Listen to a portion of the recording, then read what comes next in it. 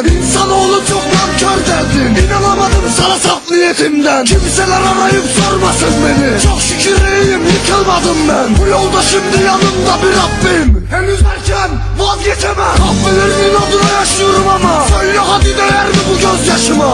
Ya da her şeyi kenara bıraksam, bırakır mı bu yakamı hayat? Asla. Kafamda yine her zamanki gibi der, ecel bırakmadı benim canımda. Nelerini öldürdüm içimde, ağrıma taş bastım her defada. Bir gün öyle ansızın çekip giderim, ruhun bile duymaz güzelim. Sen rahatını bozma, otur lütfen, bu dünya yalan abi bil isterim. Park köşeleri ise bize mesken, yolun düşerse benim çattı değil. Her gün aynı şeyleri yaşamaktan usandım ben baba. Şimdi neredesin?